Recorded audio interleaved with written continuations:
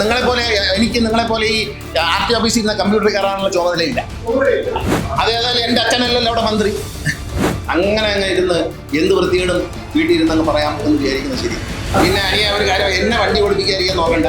എനിക്ക് മുഴുവൻ കേട്ടോ, എനിക്ക് ഇന്ത്യയിലെ പുറത്തും ലോകത്തെമ്പാടും ഓടിക്കാനുള്ള ഗൾഫിലെ ലൈസൻസ് ഉണ്ട്. അന്നത്തെ കാലത്ത് ഉദ്യോഗസ്ഥൻ ആരാന്ന് അന്വേഷിച്ച് നടപടിയെടുക്കും. എനിക്ക് അപേക്ഷ കൊടുക്കാനൊക്കെ ലൈസൻസ് പിടിച്ചു വാങ്ങിക്കാൻ പറ്റും. അല്ല, അതിപ്പോൾ ഉദ്യോഗസ്ഥന്മാർ അങ്ങനെ അടിച്ചാൽ ഞാൻ ചെയ്യാൻ പറ്റും? അത് ഞാനാണോ ഈ RT ഓഫീസിൽ ഇരിക്കുന്ന കമ്പ്യൂട്ടർ ഞാനാണോ കൈകാര്യം ചെയ്തത്? 6 പേരും 12 പേരും വരുമ്പോൾ ആരാണ് ഭൂരിപക്ഷം എന്ന് രജിസ്ട്രാർക്ക് തോന്നിയെങ്കിൽ അദ്ദേഹത്തിനോട് ചോദിച്ചാലേ അറിയൂ. എനിക്കറിയത്തില്ല.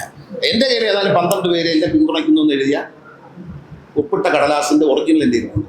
അതവിടെ ഒരെണ്ണം ചങ്ങനാശ്ശേരി കൊടുത്തിട്ടുണ്ട്, ഒരെണ്ണം എൻ്റെ കയ്യിലുണ്ട്. ആ 12 പേരും ഇപ്പോഴും വിളിച്ചാൽ എൻ്റെ കൂടെ ഇരുന്ന് നിങ്ങളെ കാണാൻ, മാധ്യമങ്ങളെ കാണാൻ തയ്യാറാണ്. എന്താണ് അങ്ങനെ ഒരു ഡെമോക്രസി എന്ന് മനസ്സിലായി. ഡെമോക്രസി ആണെന്ന് വിചാരിച്ചു. പക്ഷേ അത് കുഴപ്പമില്ല. അതിനകത്ത് എന്തും തീരുമാനിക്കാൻ NSSൽ ജനറൽ സെക്രട്ടറിക്ക് ഒരു അധികാരമുണ്ട്. അതിനെ ചോദ്യം ചെയ്യുന്നു, അതിനെ എതിർക്കുന്നുമില്ല, ചോദ്യം ചെയ്യുന്നു. ഞാനിപ്പോഴും എൻ്റെ ഡയറക്ടർ ബോർഡ് അംഗമാണ്. ഞാൻ അദ്ദേഹത്തെ ചോദ്യം ചെയ്തു.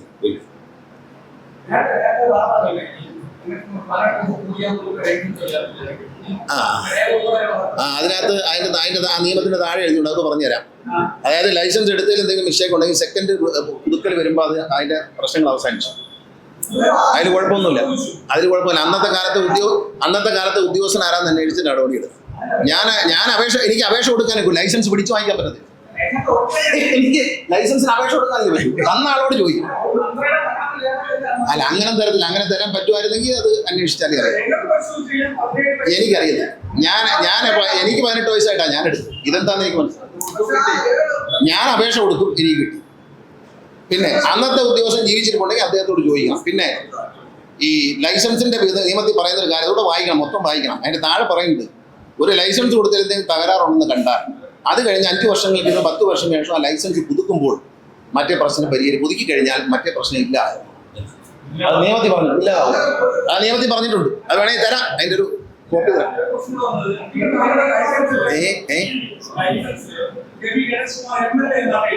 അല്ല, അതിപ്പോ ഉദ്യോഗസ്ഥന്മാർ അങ്ങനെ അടിച്ചാൽ ഞാൻ ചെയ്യാൻ പറ്റും? അത് ഞാനാണോ ഈ RT ഓഫീസിൽ ഇരിക്കുന്ന കമ്പ്യൂട്ടർ ഞാനാണോ കൈകാര്യം ചെയ്തത്? അത് MLA ആയിരുന്നല്ലോ, കുഴപ്പമൊന്നുമില്ല. അപേക്ഷകനാണോ ഉദ്യോഗസ്ഥനാണോ ടൈപ്പ് ചെയ്യുന്നത്? നിങ്ങളെപ്പോലെ ഈ RT ഓഫീസിൽ ഇരുന്ന കമ്പ്യൂട്ടർ കയറാനുള്ള ചുമതലയില്ല. അവരെ നടപടി എടുത്തു. അവർ MLA അടിച്ചു വെച്ചാൽ എന്റെ കുഴപ്പമാണ്. ഞാൻ MLA അപേക്ഷ കൊടുത്തിട്ടുണ്ടോ? ഇല്ല. കൊടുത്ത അപേക്ഷയിൽ MLA എന്നില്ല. ഞാൻ MLA അപേക്ഷ കൊടുത്തിട്ടുണ്ട്. അവരടിച്ചപ്പോ അവരെ മനസ്സിൽ തോന്നി ഞാൻ അടിച്ചു. അത്ര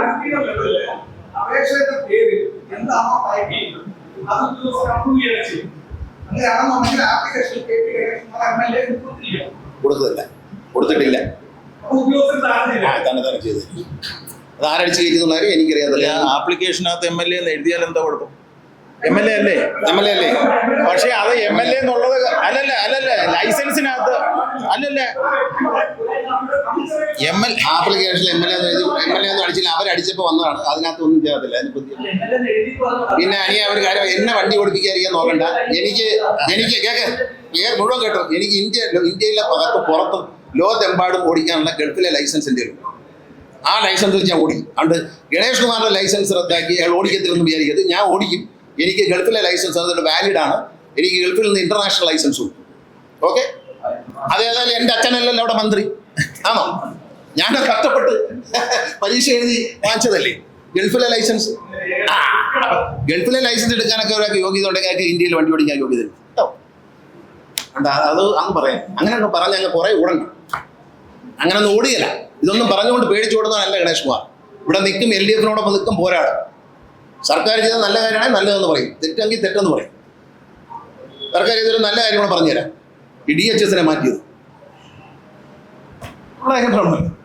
കെ മുരളീധരനെ അക്കാര്യത്തിൽ അഭിനന്ദിക്കുന്നു.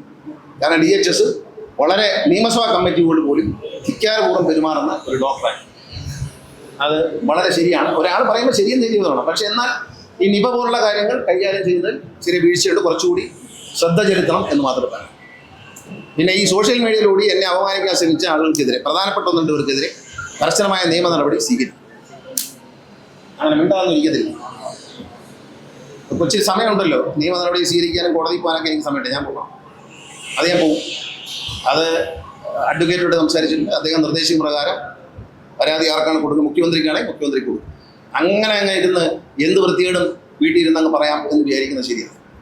അക്കാര്യത്തിൽ സലീംകുമാറിൻ്റെ വീട്ടിൽ പോയി കാണിച്ചതുപോലുള്ള പരിപാടികൾ നടന്നു. നല്ല കാര്യം. കാരണം വെച്ചാൽ അവർ, ഞാൻ നിയമസഭാ കമ്മിറ്റിയിൽ അംഗമായിരുന്നു, ചെയർമാനായിരുന്നു പെറ്റീഷൻ കമ്മിറ്റി. നിയമസഭാ കമ്മിറ്റി എല്ലാ ഉദ്യോഗസ്ഥരും റെസ്പെക്ട് ചെയ്യാറ്. ഇവർക്ക് യാതൊരു റെസ്പെക്റ്റും ഇല്ല. നിയമസഭാ കമ്മിറ്റിയുടെ ഒരു നിർദ്ദേശവും അവർ അനുസരിക്കത്തില്ല. ഇവർ വളരെ ധിക്കാരപൂർവ്വം പെരുമാറും എന്നുള്ളത് എനിക്ക് നേരിട്ട് അറിയാവുന്നതുകൊണ്ട് പറഞ്ഞത്. ഇത് പേഴ്സണലാണ്. നിയമസഭാ കമ്മിറ്റിയുടെ ചെയർമാൻ ആയിരുന്നുള്ളതാണെന്നുള്ളത് അവരെക്കുറിച്ചുള്ള ഒരു പേഴ്സണൽ അഭിപ്രായം. ഇവിടെ നിങ്ങളത് വിവാദമാക്കാൻ ചിലർ ശ്രമിക്കുന്നുണ്ട്. അത് വിവാദമാക്കേണ്ട കാര്യമില്ല. അതിൽ ശ്രീ കെ മുരളീധരൻ പറയുന്നത് ശരിയാണ്. കാരണം അവർ മന്ത്രിയെ പോലും അനുസരിക്കും. നിയമസഭാ കമ്മിറ്റി ബഹുമാനിച്ചില്ല എന്ന് പറയുമ്പോൾ പിന്നെ മന്ത്രിയെ മൈൻഡ് ചെയ്തില്ല എന്ന് പറയുന്ന അർത്ഥം. അവരുടെ നിലപാടുകളൊന്നും ശരിയല്ല. അവർ നിയമസഭാ കമ്മിറ്റിയോടൊക്കെ പെരുമാറിയിട്ടുള്ള രീതി ഞങ്ങൾക്ക് നന്നായിട്ട് അറിയാം. തുടക്കം തൊട്ടേ അറിയാം. എനിക്ക് ശൈല ടീച്ചർ ഇരിക്കുന്ന സമയത്ത് എനിക്ക് ഇവർ ആ ജോലിയിൽ വന്ന കാലം തൊട്ട് ഈ കമ്മിറ്റിയിൽ ഞാനുണ്ട്. കമ്മിറ്റി ചെയർമാനാണ്. ആ കമ്മിറ്റി പലപ്പോഴും ഇവരെ വിളിച്ച് കാര്യങ്ങൾ ചോദിക്കുമ്പോൾ അവരെ പ്രതികരണം വളരെ നിരുത്തരവാദപരമായിട്ടുള്ളതാണ്. അതുകൊണ്ട് കെ മുരളീധരൻ പറഞ്ഞതിനോട് ഞാൻ യോജിക്കും. അല്ല, നമ്മളതിൽ ഇടപെടേണ്ട കാര്യം ഇപ്പം പറഞ്ഞതുകൊണ്ട് പറഞ്ഞതേ ഉള്ളൂ. അന്നും എനിക്ക് അഭിപ്രായമുണ്ട്. എൻ്റെ അഭിപ്രായം, നിയമസഭാ പെറ്റീഷൻ കമ്മിറ്റി എന്ന നിലയിൽ, ചെയർമാൻ എന്ന നിലയിൽ 5 വർഷം ഞാൻ കമ്മിറ്റി ചെയർമാനായിരുന്നു. ഈ 5 വർഷവും എൻ്റെ അഭിപ്രായം ഞാനിപ്പോൾ പറഞ്ഞു. അത് പേഴ്സണലാണ്. അന്ന് എന്തുകൊണ്ട് ചെയ്തില്ല എന്നുള്ള ചോദ്യമില്ല. ഞാൻ മുഖ്യമന്ത്രി എടുത്തോ ആരോഗ്യമന്ത്രി എടുത്തു പോയിട്ട് അവരെക്കുറിച്ച് പരാതി പറഞ്ഞു. പക്ഷേ ഇപ്പോൾ ഇതും സംഭവ വിവാദം നടക്കുന്നതുകൊണ്ട് കെ മുരളീധരൻ ഇന്നലെ പത്രസമ്മേളനത്തിൽ പറഞ്ഞ കാര്യം ശരിയാണ് എന്ന് എനിക്ക് തോന്നിയോണ്ട് പറഞ്ഞു. ആരായാലും സത്യം പറഞ്ഞ അർത്ഥമില്ലേ. അപ്പോൾ അവരെ രീതികളൊന്നും ശരിയാണോ ഇല്ല എന്ന് ആ ഓഫീസിൽ അന്വേഷിക്കുക, ആരോഗ്യ വകുപ്പിൽ അന്വേഷിക്കുക. അപ്പോൾ അത് നിയമസഭാ കമ്മിറ്റിയുടെ ചെയർമാൻ എന്ന നിലയിൽ എൻ്റെ അനുഭവത്തിൽ വിളിച്ചിട്ട് ഞാൻ പറഞ്ഞു. അല്ലാതെ അവരോട് വ്യക്തിപരമായിട്ട് നമുക്ക് അറിയത്തുമില്ല. വ്യക്തിപരമായി അവരെ അറിയത്തുള്ളൂ.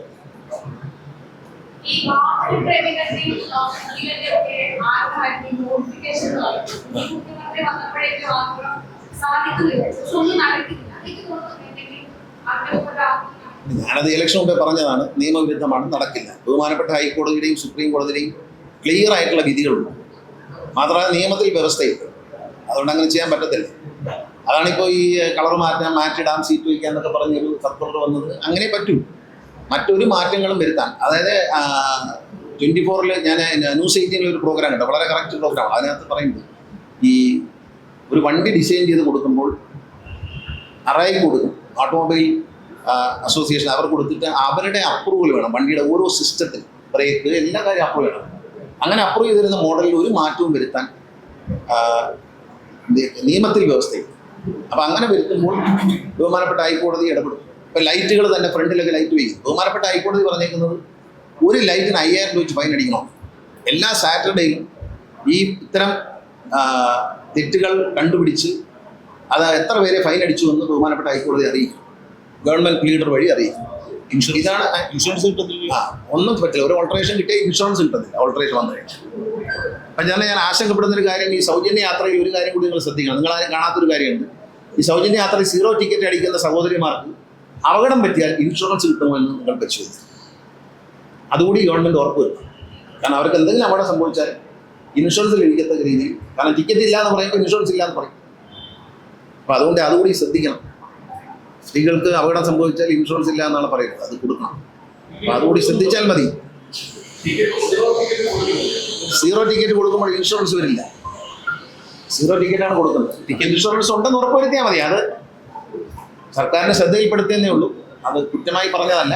അതുകൂടി ഉൾപ്പെടുത്തണം എന്ന് പറയാം. ഈ കുഞ്ഞുങ്ങളാരും ആൺകുട്ടികളുടെ കാര്യം ഞാൻ പറഞ്ഞില്ല. ഒരു ബസ്സിൽ ഒരു ആൺകുട്ടിയും പെൺകുട്ടിയും കയറുമ്പോൾ ഒരേ ക്ലാസ്മേറ്റ്സ് ആണ്. ഒരാൾക്കുണ്ട് ഒരാൾക്കില്ല എന്ന് പറയുമ്പോൾ പ്രത്യേകിച്ച് ആൺകുട്ടികൾ കുഞ്ഞുങ്ങൾക്ക് അതൊരു സങ്കടമാവും. അതുകൊണ്ട് കുഞ്ഞുങ്ങൾക്ക് മൊത്തത്തിൽ ഞങ്ങളെ സംബന്ധിച്ച് ഞങ്ങൾ ക്യാൻസർ രോഗികൾക്ക് കൊടുത്തു. കാരണം നമുക്ക് പല പരിമിതികളുണ്ടായിരുന്നു. നമ്മൾ ക്യാൻസർ രോഗികൾക്ക് കൊടുത്തു കൺസെഷൻ. കീമോയ്ക്ക് പോകുന്നവർക്ക്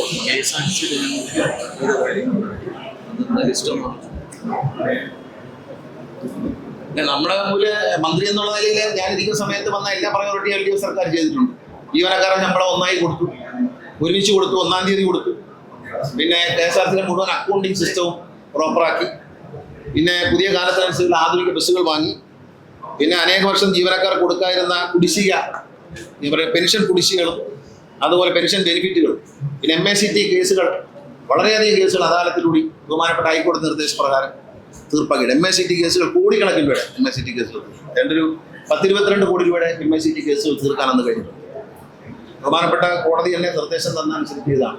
ജീവനക്കാരുടെ ഇൻഷുറൻസ് പിന്നെ ജീവനക്കാരെ ഇൻഷുറൻസ് 1 കോടി രൂപ, വേറെ ഒരു ഡിപ്പാർട്ട്മെന്റിലും ഇല്ലാത്ത പോലെ ഇന്ത്യയിൽ എവിടെയും ഇല്ലാത്ത ഒരു 1 കോടി രൂപ, 1.5 കോടി രൂപയോളം കിട്ടും. ഏതാണ്ട് 1.40 വരെ കിട്ടും മരിച്ചാൽ, ആക്സിഡന്റിൽ മരിച്ചാൽ KSRTC. ആ ഇൻഷുറൻസ് കൊണ്ടുവന്നു. പിന്നെ ബസ് സ്റ്റാൻഡുകളെല്ലാം നവീകരിക്കാൻ, ഏറ്റവും കൂടുതൽ ബസ് സ്റ്റാൻഡുകൾ നവീകരിക്കാൻ ബഡ്ജറ്റിൽ തന്നെ പ്രൊവിഷൻ വന്നത് കഴിഞ്ഞ LDF സർക്കാരിൻ്റെ കാലം. അതിൻ്റെയൊക്കെ നിർമ്മാണം നടന്നു വരുന്നു. പിന്നെ ക്യാൻസർ രോഗികളുടെ സൗജന്യ യാത്ര, ഇങ്ങനെ എല്ലാ കാര്യങ്ങളും ഞങ്ങളുടെ മുമ്പിൽ ഉണ്ടായിരുന്ന എല്ലാം ഞങ്ങൾ ചെയ്തു. ഇത്രയും കാര്യങ്ങളാണ്. വേറെ താങ്ക് യു സോ മച്ച്. ഇല്ല, അത് വരും. അത് 900 ബസ് കിട്ടത്തില്ല, ഏതാണ്ട് 100-300 ബസ് കിട്ടും. അത് AC ബസ്സാണ്. പക്ഷെ നമ്മൾ അങ്ങോട്ട് പൈസ അടയ്ക്കും. നമ്മൾ 48 കോടി രൂപ അഡ്വാൻസ് ആയിട്ട് അങ്ങോട്ട് അടയ്ക്കുമ്പോൾ അവർ ഇങ്ങോട്ട് വണ്ടി തരും. അതൊരു കോൺട്രാക്റ്റാണ്. അതിൽ ഡ്രൈവർ ഉണ്ടാവും. അതിൽ ഡ്രൈവർ അവരുടെ തന്നെ. ഇത് കേന്ദ്ര ഗവൺമെൻറ് ഒരു ഏജൻസിക്ക് കോൺട്രാക്ട് കൊടുക്കും. ഒരു വ്യക്തിക്കോ അല്ലെങ്കിൽ ഒരു കമ്പനിക്കോ കോൺട്രാക്ട് കൊടുക്കും. അവർ വണ്ടി കൊണ്ടുവരും, അവർ ഓടിക്കും. KSRTCയുടെ കണ്ടക്ടർ മാത്രമേ ഉണ്ടാവൂ. അത് AC വണ്ടിയാണ് വരുന്നത്. അതിനുള്ള പേപ്പറൊക്കെ ഒപ്പിട്ട് കൊടുക്കും. അത് വരും. പക്ഷെ 900 വണ്ടി അതും ഈ പറഞ്ഞ സ്വകാര്യ ബസ്സിനെ വളരെ ദോഷം. സ്വകാര്യ ബസ് പൊളിഞ്ഞു.